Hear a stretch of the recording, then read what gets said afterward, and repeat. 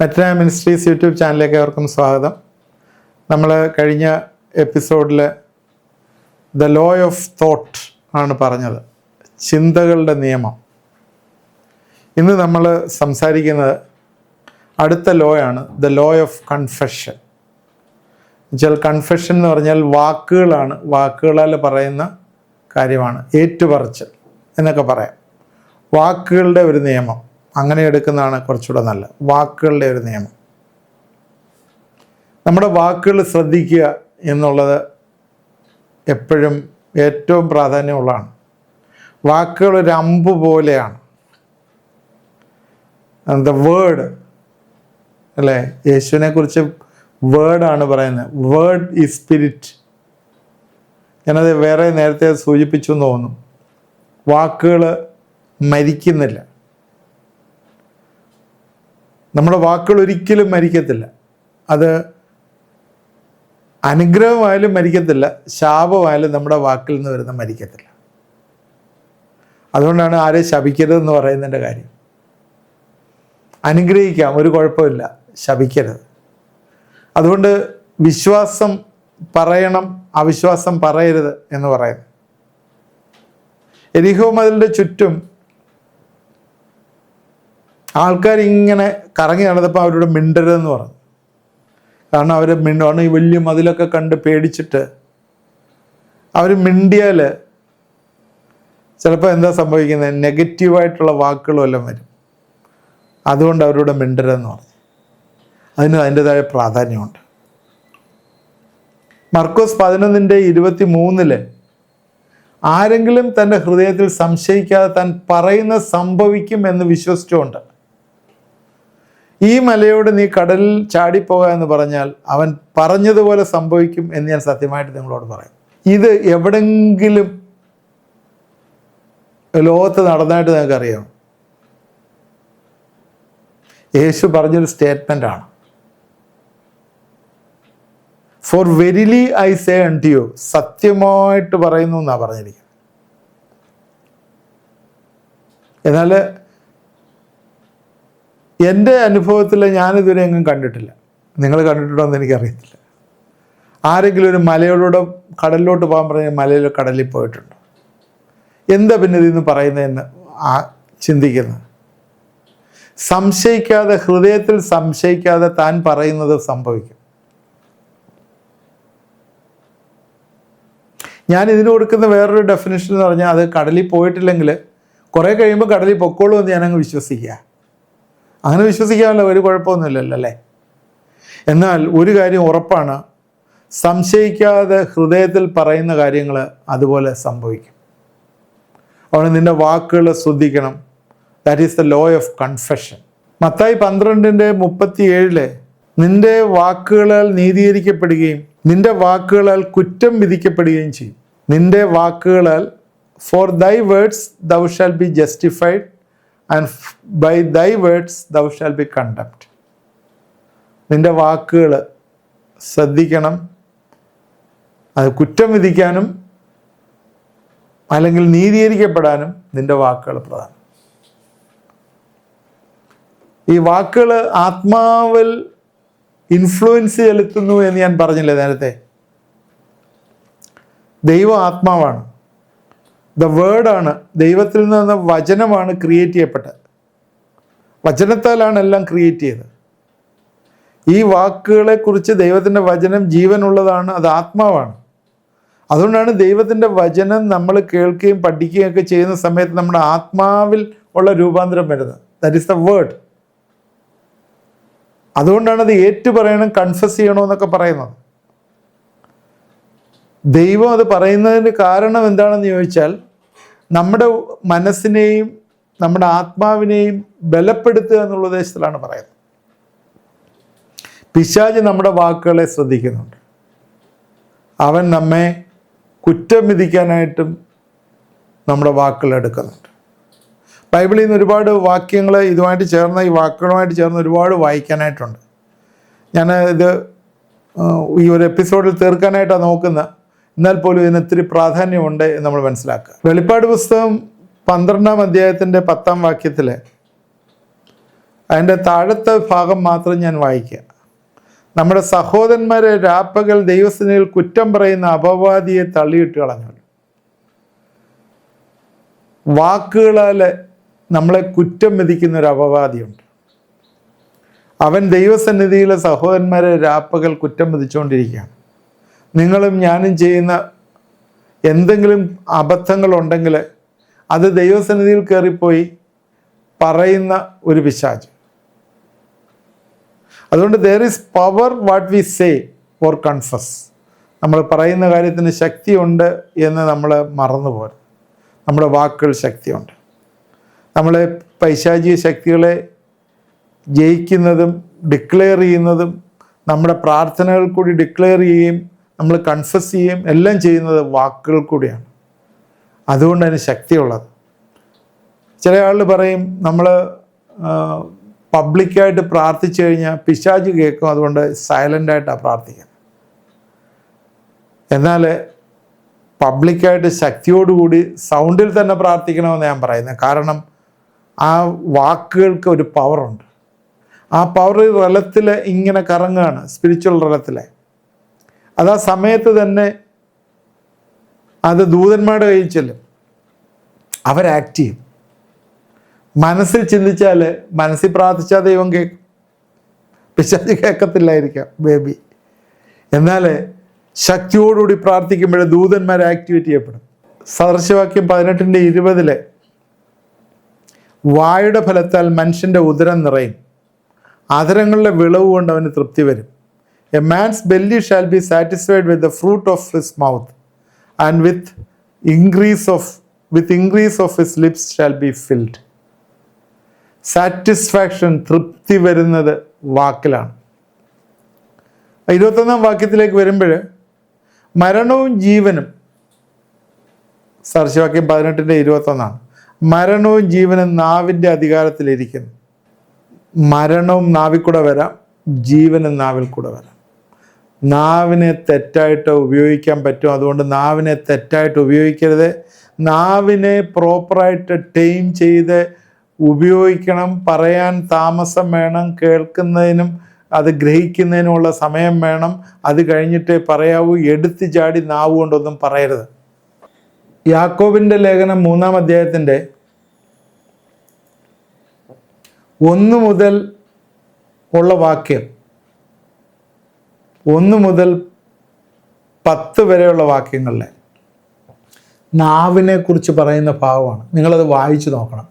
സമയമില്ലാത്തതുകൊണ്ട് ഞാൻ അതിലേക്ക് കയറുന്നില്ല. അത് പറയാൻ തുടങ്ങിയാൽ ഒരു എപ്പിസോഡിൽ നിൽക്കത്തില്ല. ഞാനതിപ്പം പറയുന്നില്ല.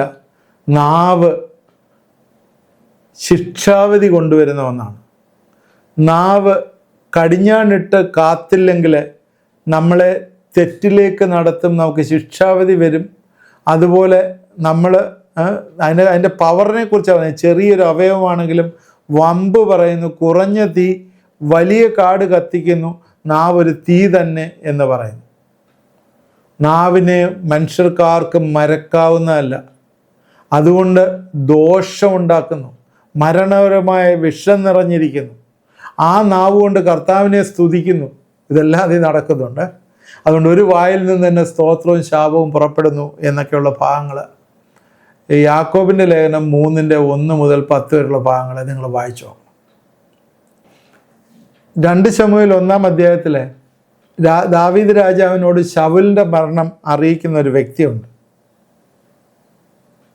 അവൻ ശൗൽ മരിച്ചു കിടക്കുന്ന അവൻ കണ്ടു എന്ന് പറയുന്നുണ്ട്. 2 ശമൂവേൽ 1:16 അവൻ അവനെ വെട്ടിക്കൊന്നു. ദാവീദ് അവനോട്, നിന്റെ രക്തം നിന്റെ തലമേൽ യഹോവയുടെ അഭിഷക്തനെ ഞാൻ കൊന്നു എന്ന് നീ നിന്റെ വായ് കൊണ്ട് തന്നെ നിനക്ക് വിരോധമായി സാക്ഷിച്ചിരിക്കുന്നല്ലോ എന്ന് പറഞ്ഞു. അവൻ്റെ നാവ് കൊണ്ട് കളവ് പറഞ്ഞതുകൊണ്ട് അവനെ വെട്ടിക്കൊന്നു എന്ന് കാണും. എങ്ങനെയാണ് ശരിക്കും ശൗല് മരിച്ചത് എന്ന് 1 ശമൂവേൽ 31:4 മുതൽ 5 വരെയുള്ള വാക്യങ്ങൾ പറയുന്നുണ്ട്. ശൗല് ആയുധവാഹകനായിട്ടുള്ളവനോട് പറഞ്ഞു, അഗ്നികർമ്മികൾ വന്ന് എന്നെ കുത്തിക്കളയും അവമാനിക്കുകയും ചെയ്യാതിരിക്കണേന് നിന്റെ വാൾ ഊരി എന്നെ കുത്തുക എന്ന് പറഞ്ഞു. ആയുധവാഹകൻ ഏറ്റവും ഭയപ്പെട്ടവന് മനസ്സ് വന്നില്ല. അതുകൊണ്ട് ശൗൽ ഒരു വാൾ പിടിച്ച് അതിന്മേൽ വീണു. ശൗൽ മരിച്ചു എന്ന് ആയുധവാഹകൻ കണ്ടപ്പോൾ താനും അങ്ങനെ തന്നെ ആ വാളിന്മേൽ വീണ് അവൻ്റെ കൂടെ മരിച്ചു. അപ്പോൾ ഇവിടെ ശൗലിനെ കൊന്നു എന്ന് പറഞ്ഞിട്ട് കള്ളത്തരം പറഞ്ഞ ഒരു വ്യക്തി, അതുകൊണ്ട് എന്താണ് സംഭവിച്ചത്? അവൻ്റെ വാക്കിനാൽ അവനെയും കൊന്നുകളഞ്ഞു എന്നേ കാണും. അവിടെ നിങ്ങളുടെ നാവിനെ സൂക്ഷിക്കുക, അല്ലെങ്കിൽ നിങ്ങൾ മരിക്കും. അതുകൊണ്ടാണ് ജീവനും മരണവും നിങ്ങളുടെ വായിൽ നാവിൽ വെച്ചിരിക്കുന്നു എന്നൊക്കെ പറഞ്ഞത്. വാഗ്ദത്ത നാട് ഒറ്റുനോക്കാൻ പോയ ഒരു ഗ്രൂപ്പുണ്ട്. നിങ്ങൾക്കറിയാം, സംഖ്യാപുസ്തകം 13-ാം അധ്യായത്തിലാണ്. 13-ലും 31, 29, 30, 31 വാക്യങ്ങളിലൊക്കെ അത് കാണാം. വാഗ്ദത്ത നാട് ഒറ്റുനോക്കാൻ പോയി. എന്നാൽ അവർ പോയിട്ട് പറഞ്ഞു, ഉയ്യോ, നമ്മളെ കൊണ്ടിത് പറ്റത്തില്ല, അവർ നമ്മിലും ബലവാന്മാരാണ് എന്ന് പറഞ്ഞിട്ട് ആ ഒറ്റുനോക്കിയ ദേശം നിവാസികളെ തിന്നു കളയുന്ന ദേശമാണ്. അവർ മല്ലന്മാരാണ്, അവരെ കണ്ടപ്പോൾ ഞങ്ങളൊരു വെട്ടുക്കിളി, ഒരു ഗ്രാസ് ഹോപ്പറെ പോലായി എന്ന് പറഞ്ഞു. എന്നാൽ യോശുവയും കാലേബും നല്ല റിപ്പോർട്ട് കൊടുക്കുന്നു. 13:30 അതിൽ കാലേബ് പറയുന്നു, നാം ചെന്നത് കൈവശമാക്കുക, അത് ജയിപ്പാൻ നമുക്ക് കഴിയും എന്ന് പറഞ്ഞു. അവരുടെ റിപ്പോർട്ട് സംഖ്യാപുസ്തകം 14:7-8 ഇസ്രായേൽ മക്കളുടെ സർവ്വസഭയോടും പറഞ്ഞതെന്നാൽ, ഞങ്ങൾ സഞ്ചരിച്ച് ഒറ്റുനോക്കിയ ദേശം എത്രയും നല്ല ദേശമാകുന്നു. യഹോവ നമ്മിൽ പ്രസാദിക്കുന്നുവെങ്കിൽ അവൻ നമ്മെ പാലും തേനും ഒഴുകുന്ന ആ ദേശത്തേക്ക് കൊണ്ടുപോകും, അത് നമുക്ക് തരും. അവര് കനാൻ ദേശം കൈവശമാക്കി. So you shall have what you keep on saying. നിങ്ങൾ പറയുന്നത് നിങ്ങൾക്ക് കിട്ടും, അല്ലേ? നിങ്ങൾ എന്താണ് പറയുന്നത് അതാണ് നിങ്ങൾക്ക് കിട്ടുന്നത്. ഞാൻ ഇന്നതാകും എന്ന് നിങ്ങൾ പറഞ്ഞാൽ അങ്ങനെ ആകും, ഞാൻ അങ്ങനെ ആകത്തില്ല എന്ന് പറഞ്ഞാൽ അങ്ങനെ ആകത്തില്ല. ഒരുപാട് എക്സാമ്പിൾസ് പറയാനായിട്ടുണ്ട്. 12 വർഷം രക്തസ്രാവമുള്ള സ്ത്രീ, ആ സ്ത്രീ മർക്കോസ് 5:28 പറയുകയാണ്, അവൾ പറയുന്ന സ്റ്റേറ്റ്മെൻ്റാണ്, അവൻ്റെ വസ്ത്രമെങ്കിലും തൊട്ടാൽ ഞാൻ രക്ഷപ്പെടും എന്ന് പറഞ്ഞു. പുരുഷാരത്തിൽ കൂടി പുറകിൽ വന്നവൻ്റെ വസ്ത്രം തൊട്ടു. ആദ്യം അവൾ മനസ്സിൽ ചിന്തിച്ചു, രണ്ടാമത് അവളൊന്ന് പറഞ്ഞു. എന്താ പറഞ്ഞത്? അവൻ്റെ വസ്ത്രമെങ്കിലും തൊട്ടാൽ ഞാൻ രക്ഷപ്പെടും. 12 വർഷത്തെ അസുഖം മാറിയതായിട്ട് നമ്മളെ കാണും. 12 വർഷത്തെ രക്തസ്രാവമുള്ള സ്ത്രീ 12 വർഷത്തെ അസുഖം മാറി. ദാവീദും ഗോലിയാത്തും തമ്മിൽ വലിയൊരു യുദ്ധത്തിന് പുറപ്പാട്. ഗോലിയാത്തിനെ സംബന്ധിച്ചിടത്തോളം വലിയൊരു യുദ്ധമായിരുന്നു. അനേകം ആളുകൾ ആ സൈഡിലുണ്ട്. ദാവീദിൻ്റെ സൈഡിൽ ആളുണ്ടെങ്കിലും ദാവീദ് ഉപയോഗിക്കുന്നത് ഗോലിയാത്ത് ഉപയോഗിച്ചതായിട്ടുള്ള ആർമേഴ്സും അല്ലെങ്കിൽ അങ്ങനെയുള്ള വെപ്പൺസും ഒന്നുമല്ല. 1 ശമൂവേൽ 17:46 ഒരു ഡിക്ലറേഷൻ ദാവീദ് അങ്ങ് ചെയ്യാണ്. അതെന്താ ചെയ്തിരിക്കുന്നത്? യഹോവ ഇന്ന് നിന്നെ എൻ്റെ കയ്യിൽ ഏൽപ്പിക്കും, ഞാൻ നിന്നെ കൊന്ന് നിന്റെ തല ഛേദിച്ചു കളയും. അത്രയുമല്ല, ഞാൻ ഇന്ന് ഫെലിസ്ത്യ സൈന്യങ്ങളുടെ ശവങ്ങളെ ആകാശത്തിലെ പക്ഷികൾക്കും ഭൂമിയിലെ മൃഗങ്ങൾക്കും ഇരയാകും. യഹോവയിൽ ഒരു ദൈവമുണ്ടെന്ന് സർവ്വഭൂമിയും അറിയും.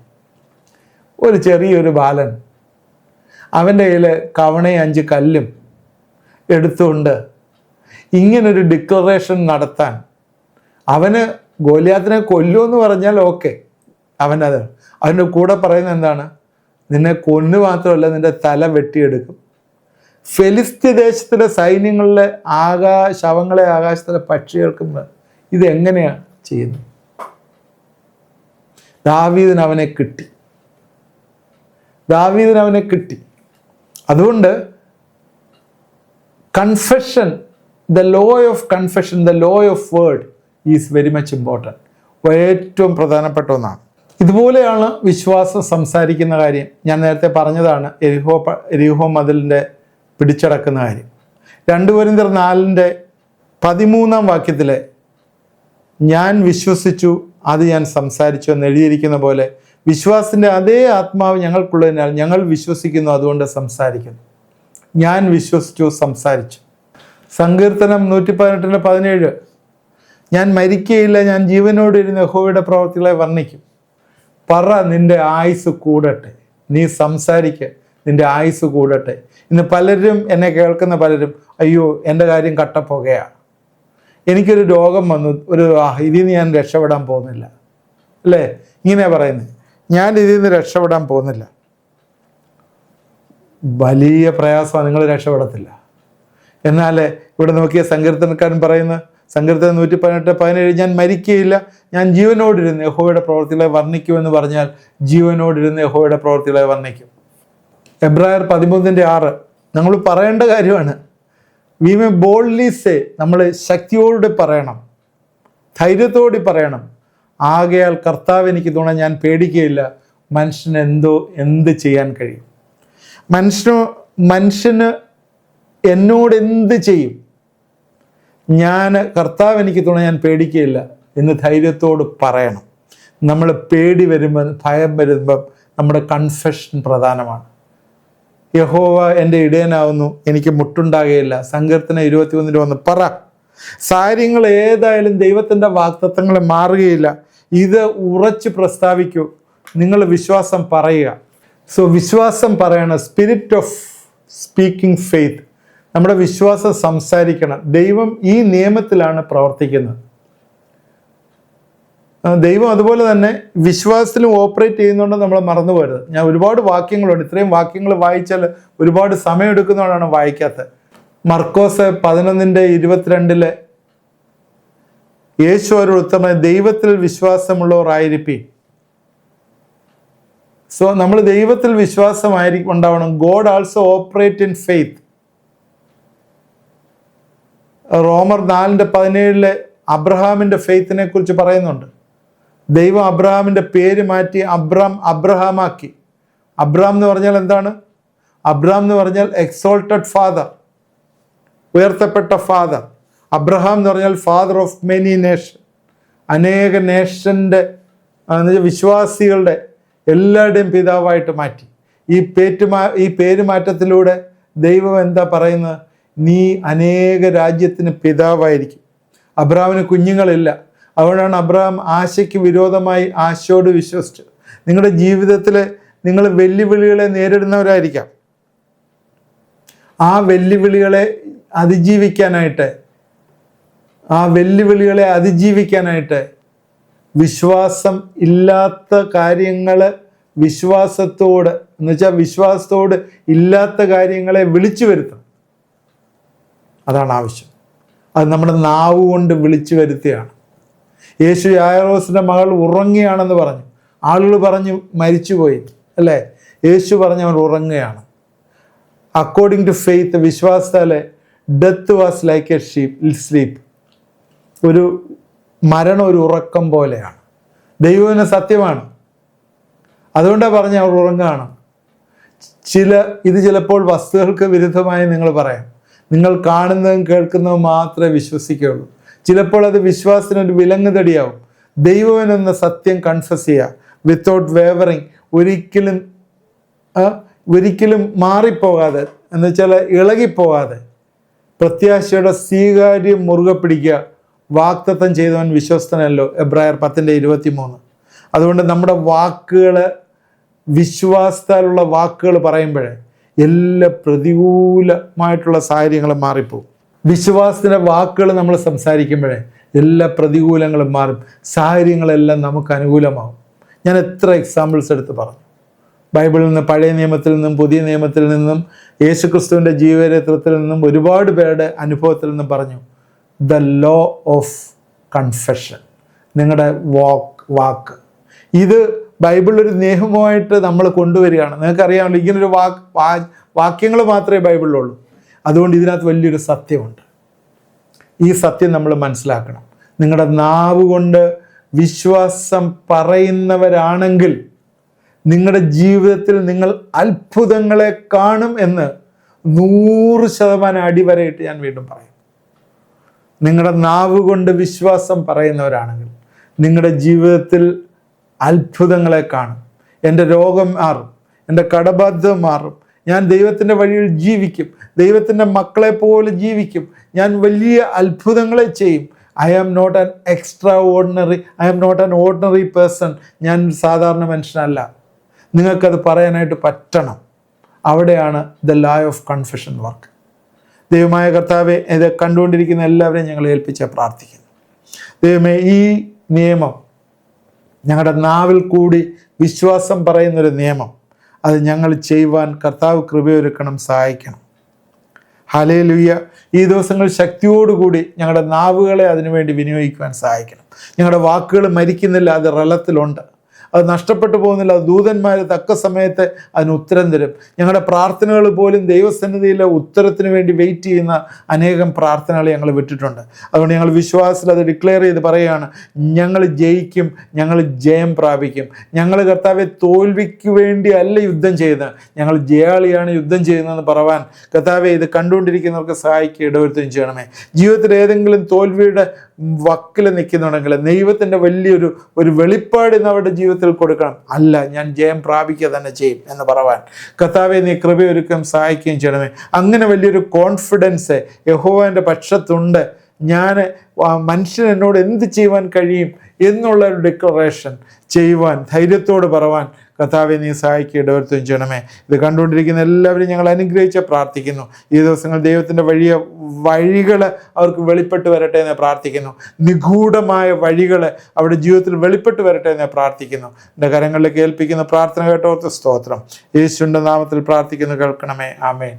ഇത് കണ്ടുകൊണ്ടിരുന്ന ദൈവം അനുഗ്രഹിക്കട്ടെ. തുടർമാനമായി വാച്ച് ചെയ്യുക. നമ്മൾ 2 ലോസേ പറഞ്ഞുള്ളൂ, ഇനിയും 13 ലോസ് കൂടെ പറയാനുണ്ട്.